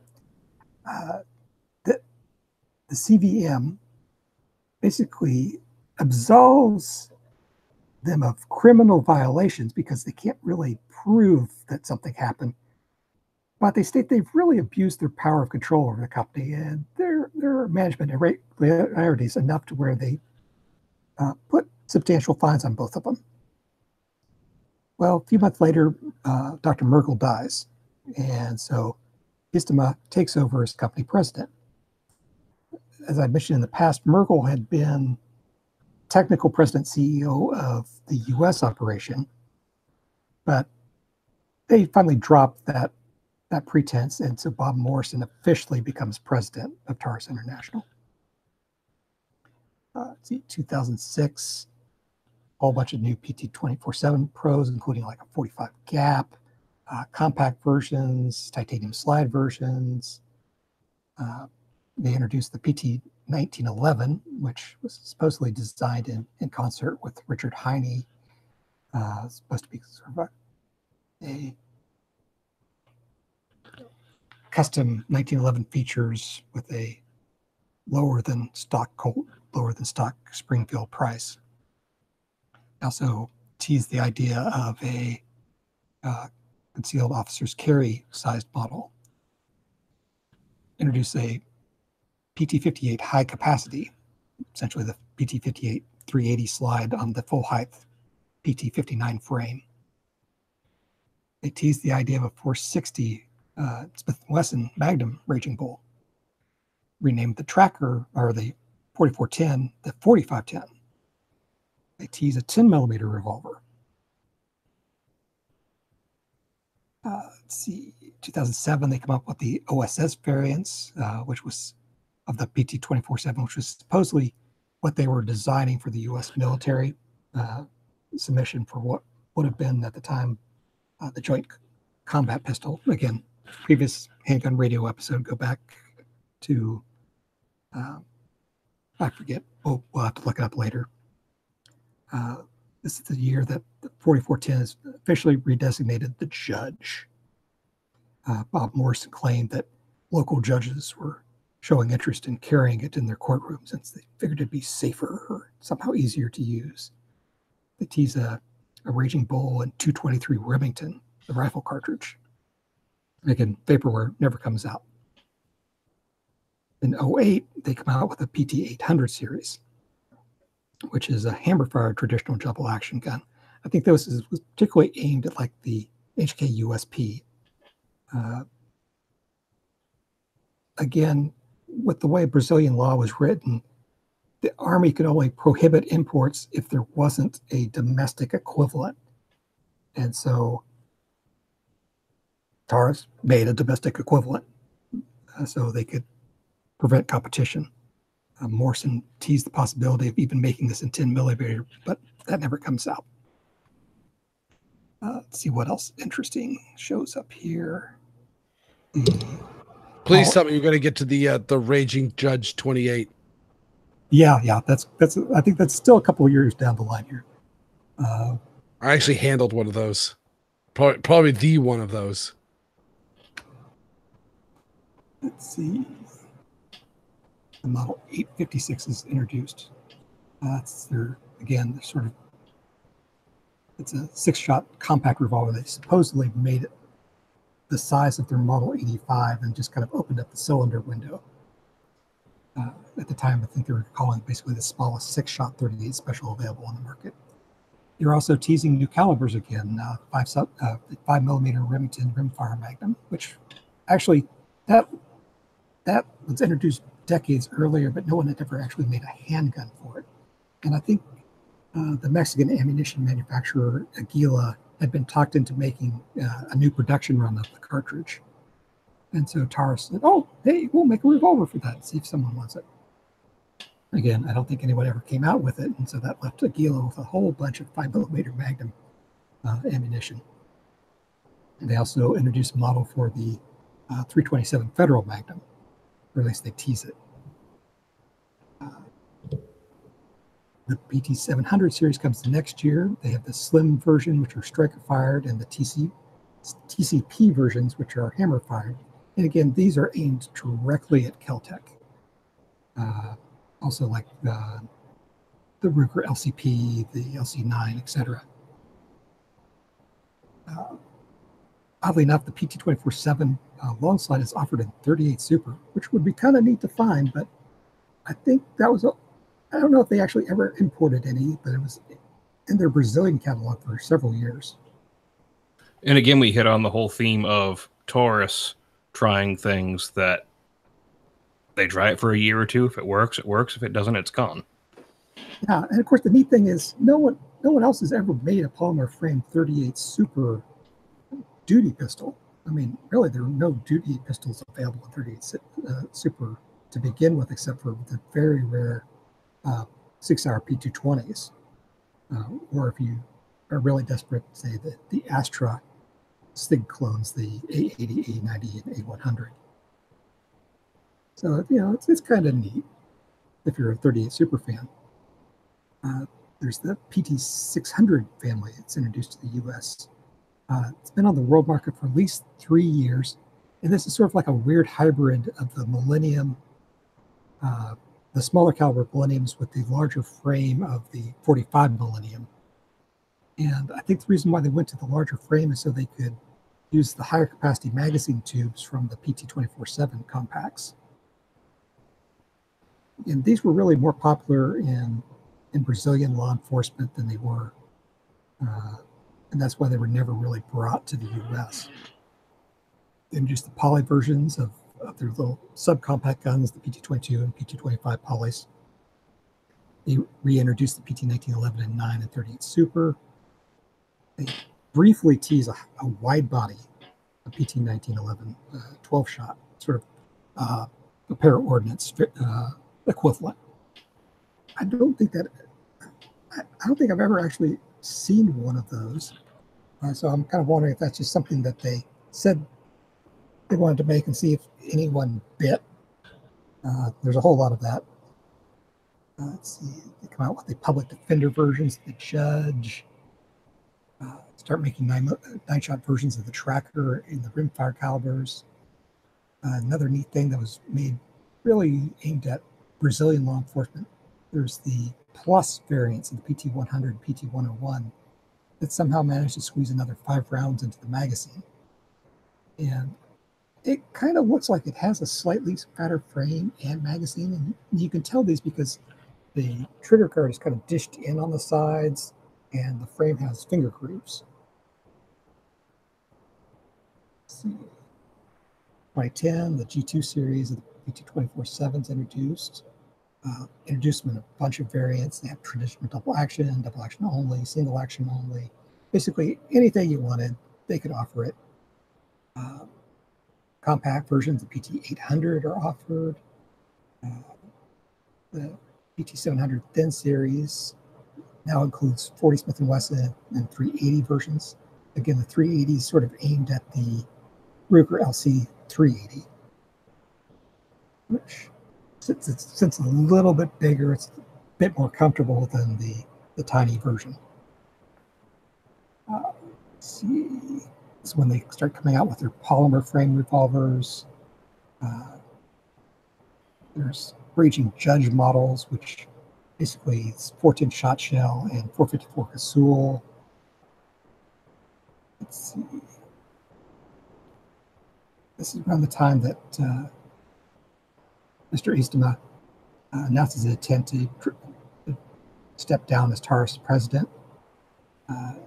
Evidently, Taurus in Brazil wanted to improve their standing in the Sao Paulo Bovespa stock market. And since Istema held 94% of Taurus's voting shares, a lot of people didn't think it was necessarily a wise investment, since they were easily basically no one's vote counted other than Istema's, essentially. And so to become part of the Bovespa new market, the rules demanded that all capital shares become common shares with voting rights. And this kind of plays into the later transition. Another vaporware series, there's the PT-2011 series, which was a hybrid metal polymer frame. Again, it's just kind of throwing things up against the wall and see if anyone grabs it. The G2 series of the PT-700 are introduced.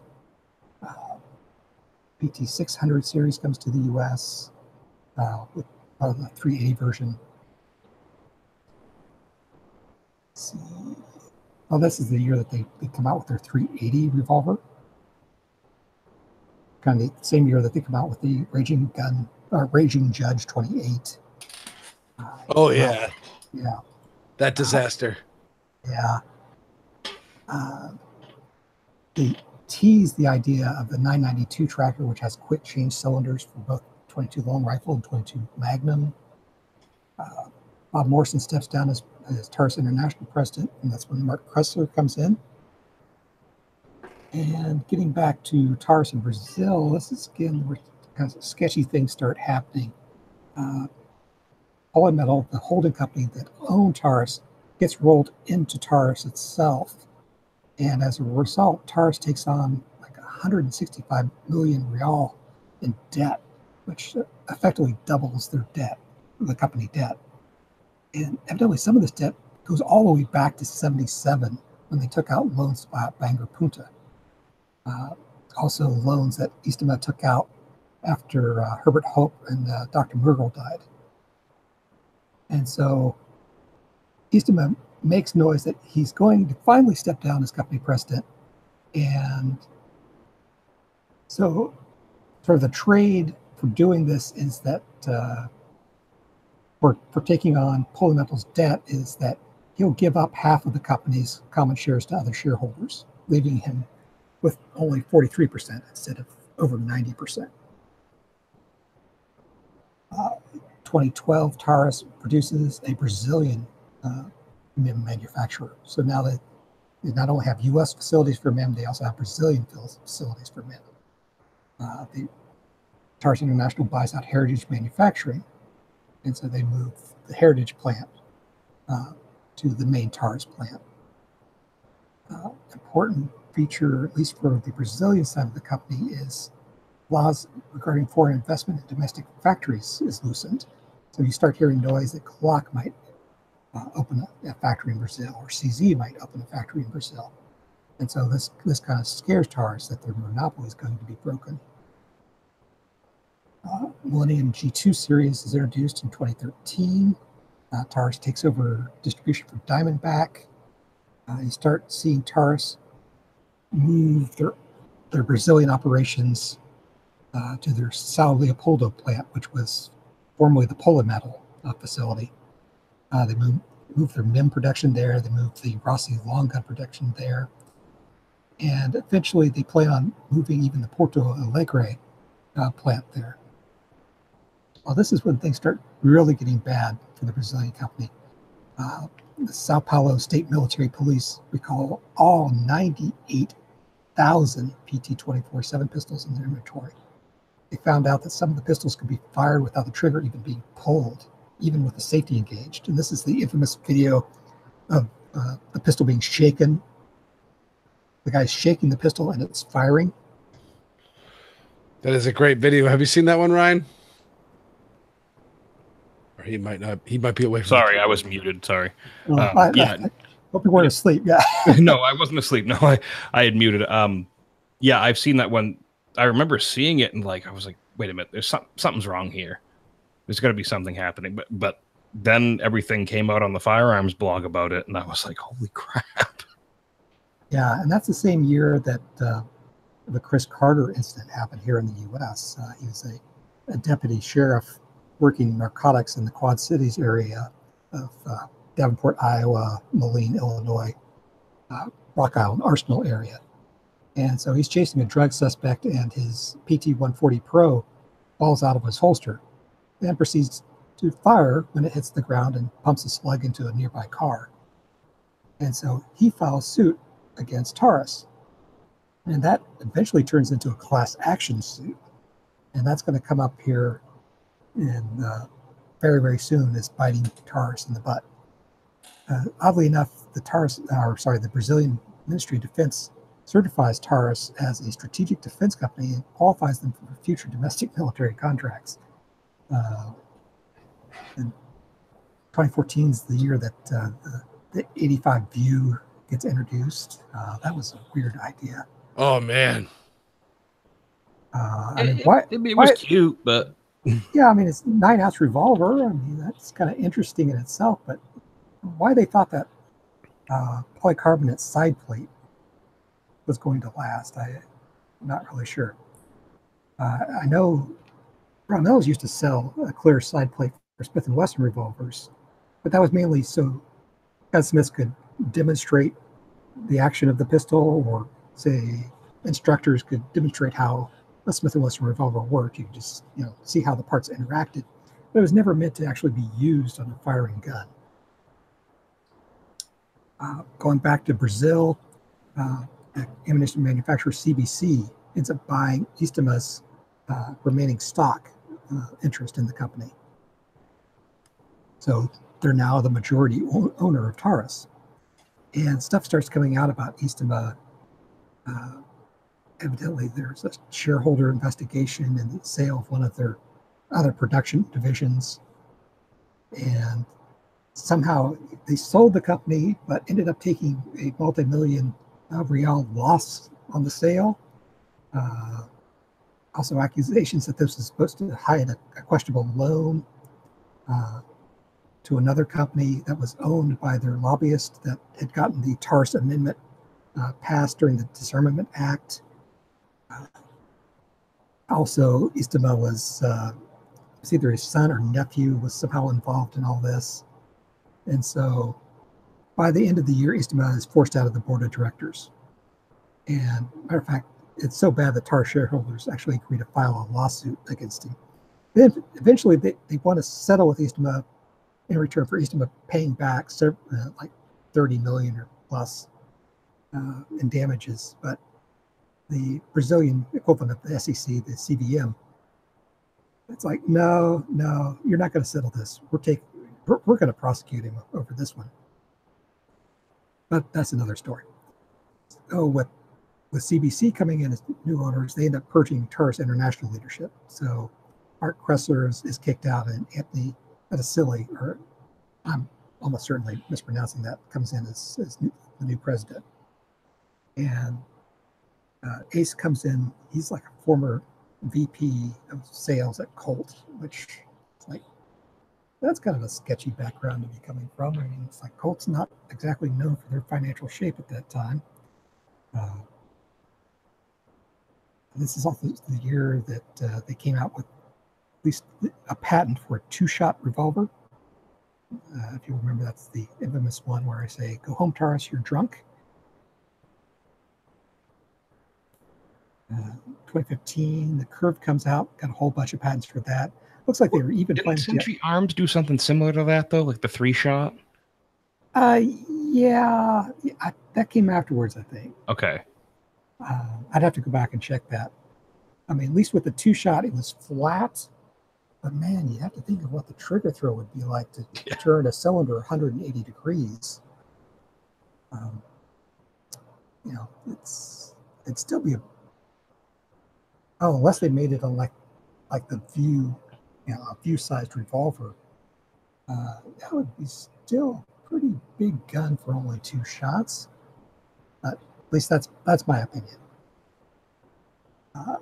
It's also the year they come out with like weird features like the removable hammer spur for the Model 85, the little flip-out wings for the Model 738 semi-auto pistol. Actually, I think Kressler is on both of those patents, or Kressler is on both of those patents. A Brazilian company finally decides they're going to move all production to Sao Leopoldo.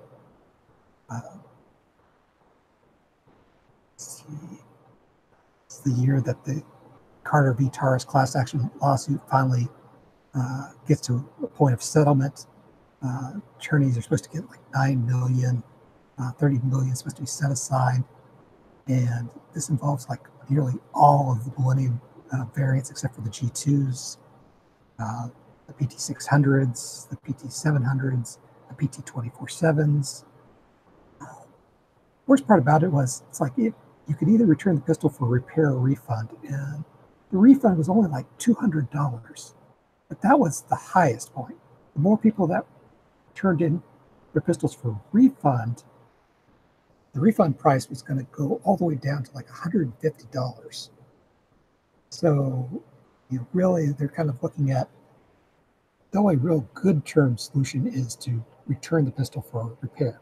Well, Taurus never really came up for repair, so the idea was, we'll give you a new Millennium G2 for it. And evidently, even though the initial cost is like $39 million, that's the baseline. If everybody returned all of their pistols for replacement, and this is like nearly 1 million pistols, final cost was going to be as high as like $239 million. The hits keep coming. In 2016, one of the Brazilian states, their federal prosecutor's office opens essentially a grand jury hearing to investigate the Brazilian Army's oversight of small arms and ammunition quality. At least that provided to Brazilian law enforcement agencies. And evidently, one of the civil police tactical units was having a lot of problems with their PT-24-7 long slides. And the head of the tactical unit came to the prosecutor's office and just begged her to open the inquiry. And this ends up being very embarrassing. Like a month later, the federal district, Brasilia, they're having issues too, and this leads to Brazilian congressional hearings. Eventually, the federal district's prosecutor's office, they open their own grand jury hearing. Whether it's going to be necessary to replace the weapons, their Taurus responsibility for all the accidents that have happened. the high prices they're paying. I mean, basically, TARS products and CBC products cost about 5 times as much in Brazil as what they cost in the US. I mean, it's absolutely ridiculous.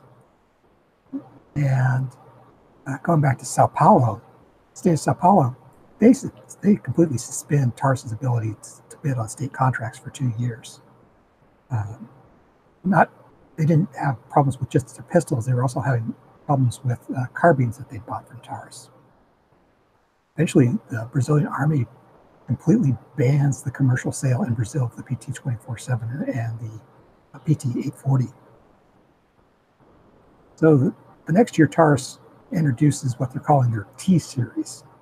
And it's basically their replacement for the PT-800s and the PT-24s. There's the TH series, which is hammer fired, and the TS series, which is striker fired. Evidently, the TS series is actually based on a design from Wilhelm Lubitz, who's the designer of the Steyr M9, also the Caracol. The TARS Spectrum is teased, and this is the first TARS firearm to be completely designed within the U.S. Unfortunately, it doesn't make it to market before the end of the year, or at least it takes them nearly the entire year to bring it out, which disappoints a lot of people. Brazilian Congress and Military Ministry of Defense finally amend R105 to loosen the rules on importation of foreign arms and ammunition, at least for police service. And this is when you start seeing Glock and other companies make inroads in the Brazilian market. Around mid-year, the one state federal prosecutor issues its findings, and it's just a long list. It's like 145-page document with all these failures documented nationwide. I mean, not just TARS, but MBEL, CBC ammunition, accuses them of press gouging. Basically, every TARS model is mentioned. I mean, going back to the 92s, the 99s, the 938s, up to the new PT-800 series. Everything has been having problems in police service in Brazil.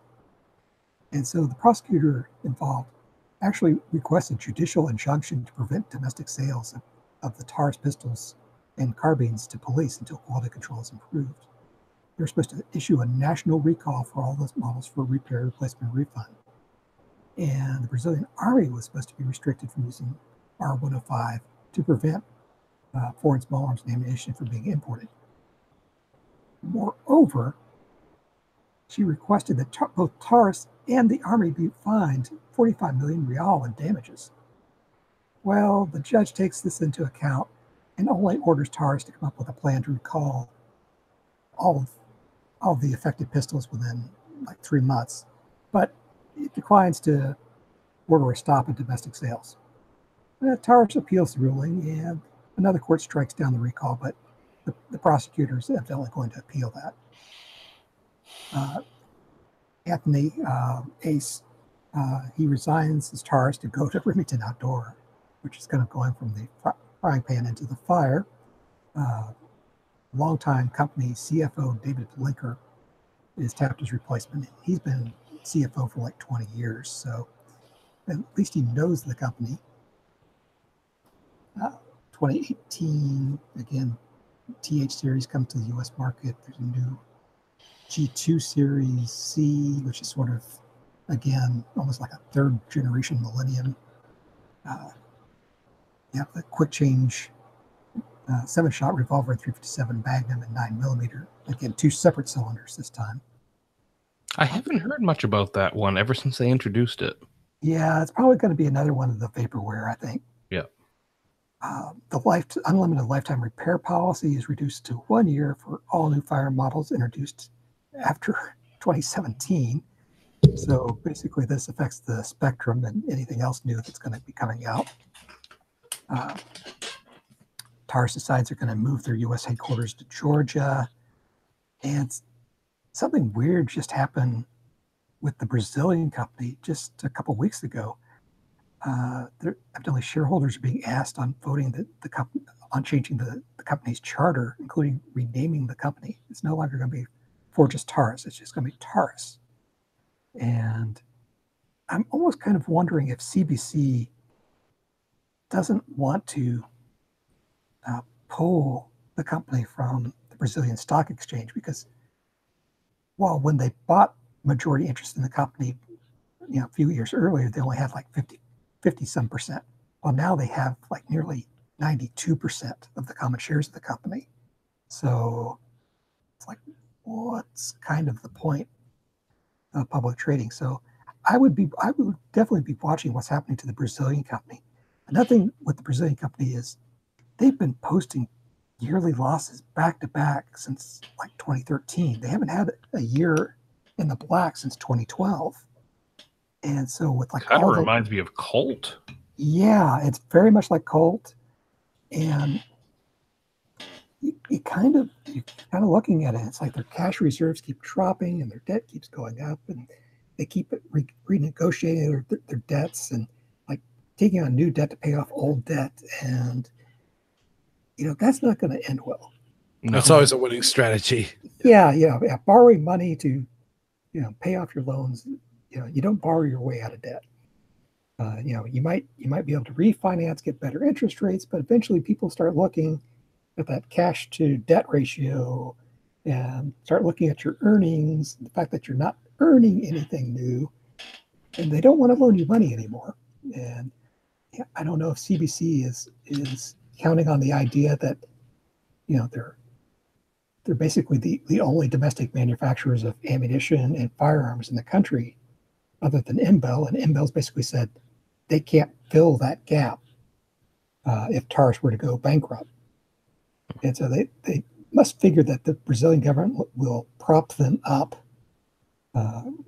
They're too big to fail, as they said, here in the U.S. several years ago. And so I would definitely watch, because if they don't post profits this year, Taurus is not long for the world. You're going to need to listen to this show 2 or 3 times to get. Yeah, I'm afraid I've kind of like just been listing off models. But that's the thing, though. I mean, where are you going to get something like this, sort of a compilation like this? And that's why we encourage everybody to go look at the show notes as well. Yeah, there's evidently like one book written about Taurus, but it's in Portuguese, and there's like 6 editions been published. Ironically, one of the authors had testified in some of these court grand jury hearings. But at any rate, yeah. So unless you want to go to Amazon Brazil or Amazon.com Brazil and buy a copy of this book and have it shipped to the U.S. for God knows what the shipping is going to be like. And of course, you'd have to know how to read Portuguese or find someone who speaks Portuguese to read it to you.